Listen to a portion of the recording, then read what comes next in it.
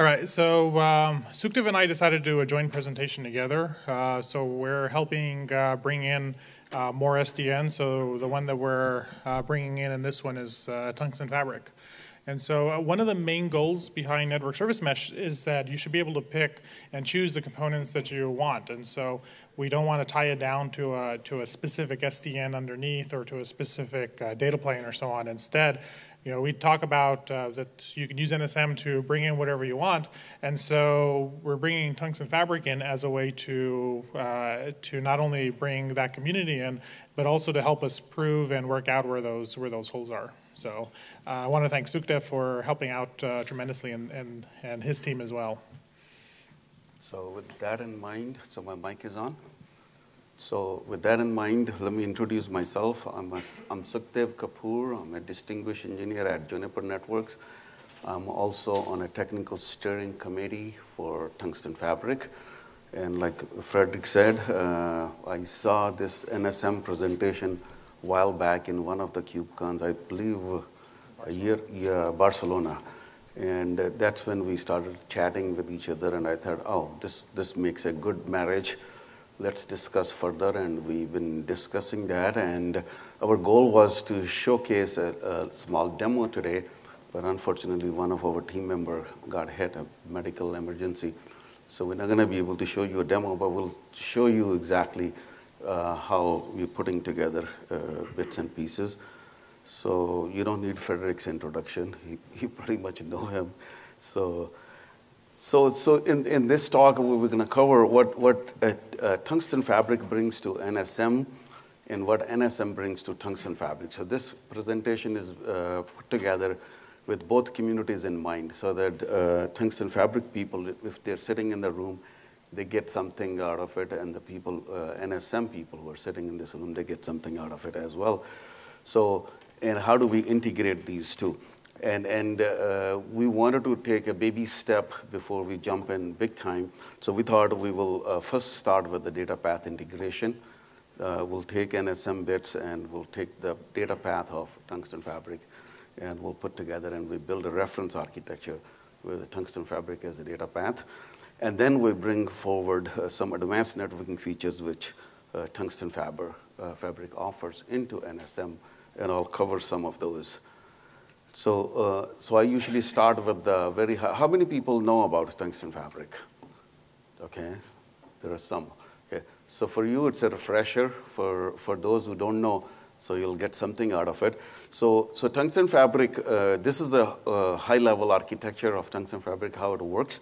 Okay, so on the top right-hand side, so everything works in a logical view. You define policies, you define how the deployments are, and the rest of the magic, the controller takes care of it for you. So pay attention to the top right-hand side of the slide. So the way things work is you create a bunch of ports, and you can attach anything to the port. It can be a pod, it can be a VM, it can be a bare metal machine, it can be even a TAR. So you connect anything to the port, and you put the ports into logical networks, virtual networks. So you say, I have a red network or I have a blue network, and then you define a high-level policy as to whether these networks can talk to each other, or what services or what service chain, or how they should be handled, and the rest all is done. So that's the logical view. So now on the realistic world, if you look at the bottom layer where the vRouter sits, so these are hypervisors. So now these compute nodes can sit anywhere. They can be sitting in the same cluster, in the same chassis next to each other. They could be sitting in a different cluster. They could be sitting in a different cloud. They could be sitting 2 miles apart, 20 miles apart, 200 miles apart. Doesn't matter. They can sit anywhere. It's a fully distributed system. And for all the virtualized workloads, be it pods, be it virtual machines, we use vRouter. It's not an OVS-based architecture. It's a vRouter-based architecture. Everything is layer 3. So the router is everywhere. So all the way from the workload to the external gateways is all IP. And on the left-hand side is the bare metal machines. So Tungsten Fabric not only manages virtualized workloads, it manages full life cycle of the bare metal machines as well. So like I said, it doesn't matter what is connected to a given port, whatever workload it'll manage. It'll do the full life cycle management of it. Okay, so now the core component is which sits on the top left, which is the Tungsten Fabric controller. Okay, that's the central piece, and that's the main intelligent piece of it. And the config, the control, and analytics, and all end-to-end functionality, everything which sits in the controller gives you a single pane of glass view of what is available, what is happening at any location, at any virtual workload, and whatnot. And behind the scenes, we use BGP and MPLS IP fabric. Okay, so if you look on the controller on the right-hand side, there is a BGP loop. So we use BGP for federation. This can horizontally, the controllers can horizontally scale. So this allows us to scale it to as large of deployments as you can. Some of the production deployments are running tens of millions of mobile workloads on this particular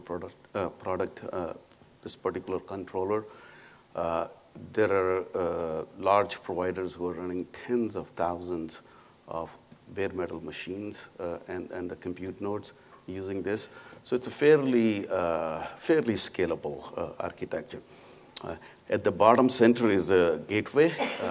So like I said, we use IP fabric, and this is how you get in and get out of it. On the top left sits the orchestrator applications. And you can orchestrate any which way you want this. Could it be OpenStack? Could it be Kubernetes? Or you can have your own. It's all HTTPS and REST-based APIs. In fact, when Frederick talks about the integration, he will show you we use directly VNC API, which is all REST-based APIs, and that's how it will integrate even with NSM when we get there. So that's a high-level 50,000 feet view of the architecture. So like I mentioned, in the hypervisor, there is a vRouter. So this is a quick snapshot of a vRouter. So there is a vRouter agent which sits in the user space, and the vRouter itself sits in a kernel space. And the vRouter is the one which is encoding, decoding the packets. It's receiving packets from the wire, looking at the MPLS label or the VNI tags, depending upon what kind of encapsulation it is. It decapsulates and puts it in the appropriate IRBs, for where the virtual machines are connected. And same is true in the reverse. So that's how the traffic moves in and out of the virtual machines. And all the policies, this is where vRouter brings the biggest strength, is the whole policy framework is managed by the vRouters. So therefore, at this point, we can decide whether the packet belongs to, whether packet should be allowed to move in and out of the virtual machine or not, and so forth. It's a fairly extensive policy framework, so I'm not going to cover that here. It's too short of a presentation, but we do have a very exhaustive policy framework. In terms of deployment models, there are 4 deployment models by default. Kernel, the vRouter runs in a kernel. It also supports DPDK. If your applications are capable to handle that, it'll give you much higher throughput. It also supports hybrid model, where you can have some of your network virtual functions which can take advantage of SRIOV, and then you can run vRouter alongside.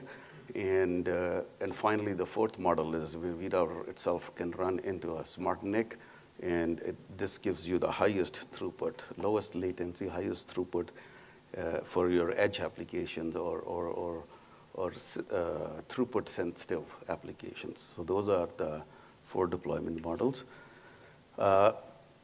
in terms of integration with Kubernetes, it's essentially pretty much same. Instead of virtual machines, it deals with the pods. And we have a CNI plugin for, actually next slide I have a little better explicit. So once you do kubectl commands to launch a pod, or to modify or update a pod, so we talk to the API server and we take those commands and those are passed on to the controller, which I was talking earlier, and as the scheduler is placing a pod, it's selecting a hypervisor where to place the pod. At the same time, the controller is pushing the policy framework to the vRouter. So like I earlier mentioned, the vRouter enforces all the policies. So therefore, similar policies or same policies which are being pushed for bare metal machines or virtual machines can also be applied to the pods.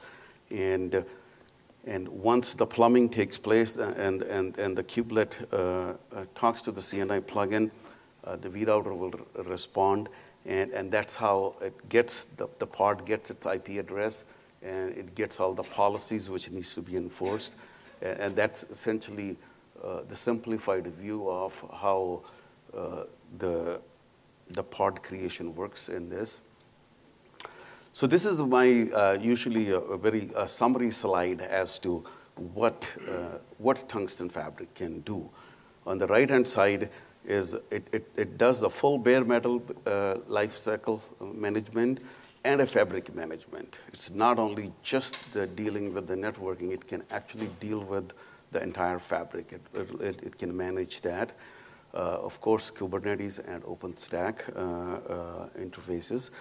And not only it only will work for your local data center, it will deal with your edge sites. It brings full end-to-end connectivity from your edge sites all the way to the central localized data center.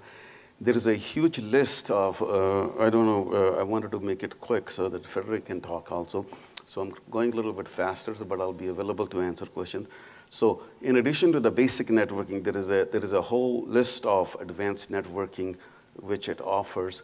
And some of those network features, we do intend to bring it into the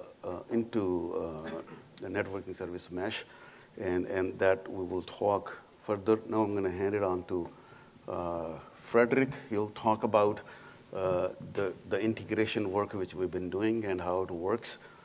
So take it away. Great, thank you. So I know we've gone over this a few times. The two things I like to focus on when we talk about what is NSM is we help with the discovery.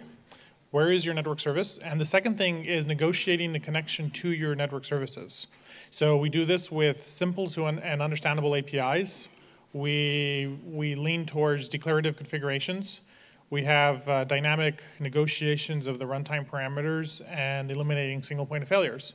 So I know this doesn't get into any of the details, but in a nutshell, these are the type of heuristics, the principles that we aim for. So from a developer's point of view, we have a request, like I want to get something, I want to request a secure corporate connectivity. And it gets resolved into the thing that you see on the bottom. From the operator's perspective, the operator says, well, what does it really mean to be secure corporate connectivity? And so it's like, oh, we need a firewall, an intrusion detection system, a VPN Gateway, et cetera. So these are things that the operators care about. So from the CNF vendor's point of view, it's I've registered myself as a network service on NSM. My payload is IP. My local mechanism is MEMIF. I've been configured in a cloud-native way. I'm happy. So it's able to not worry about what comes before or after. So getting into that, if you look at how Tungsten Fabric works today, you have let's say you have a pod, and that pod will communicate to a vRouter, and it'll use MPLS over IP to connect to the other vRouter. So it'll look at what the destination is, and it'll then create an MPLS packet that has the host IP address with an MPLS label that defines which port to tie into with the pod. So there's two ways that we're looking at integrating NSM. So the first way is what we call an intra networking service chain. So suppose you wanted to inject the firewall in. So one of the challenges that we have is that there's no direct cross connect within the vRouter.